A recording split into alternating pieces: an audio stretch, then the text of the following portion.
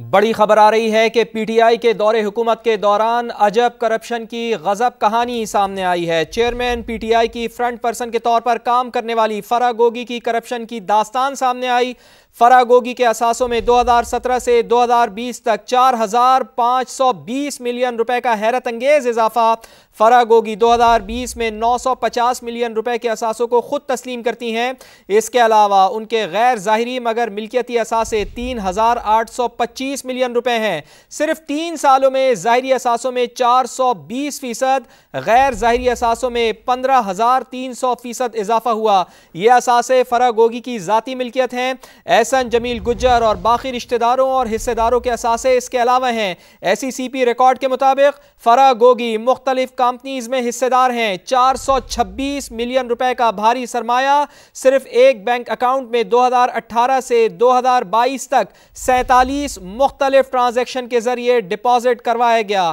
آپ کو بتائیں کہ فرح گوگی کے اثاثوں کے حوالے سے ایک ان کے کرپشن کی عجب کرپشن کی غضب کہانی سامنے آئی ہے۔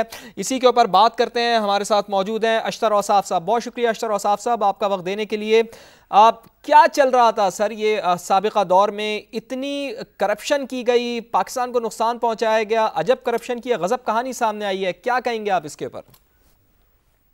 صاحب بات یہ ہے کہ یہ باتیں تو کئی برس سے ہم سن رہے ہیں کہ ہر دور حکومت میں اسی حکومت کے جو چلی جاتی ہے یا ہوتی ہے اس کے کرپشن کی باتیں ہوتی ہیں۔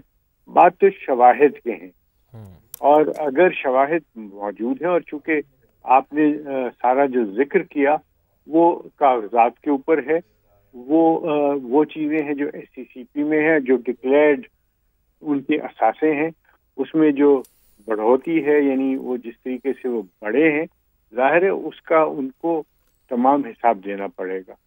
اور یاد رکھیے ایک کہاوت ہے، a man is known by the company he keeps.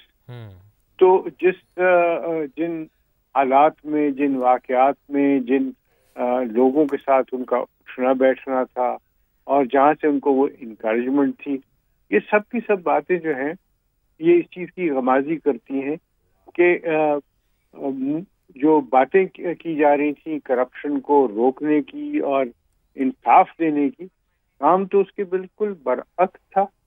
اور اس کے اندر آپ ایک اور چیز، بڑی ہی چیز دیکھیں گے آپ، اور یہ سب کڑیاں ملتی چلی جائیں گی آپ کو جب آپ دیکھیں گے کہ القادر ٹرسٹ جو ہے اس کو فارم کیا گیا، وہ کیوں فارم ہوا، کیسے فارم ہوا، اس کی زمین کہاں سے آئی، کتنے پیسوں میں لی گئی، اور اس کے پیچھے فرح کیسے تھی۔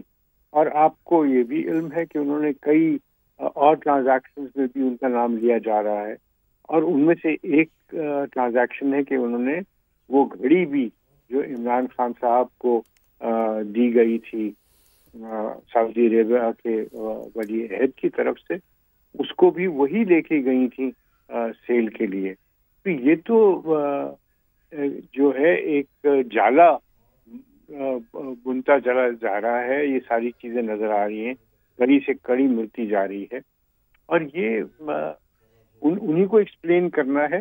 اور اگر انہوں نے ایکسپلینیشن یہ دیا کہ عمران خان صاحب اس میں یا ان کا خانوادہ جو ہے اس میں ان کی اعانت کر رہا تھا، تو ایک بہت خوفناک اور وہ بہت بڑی بریکنگ نیوز بن جائے گی۔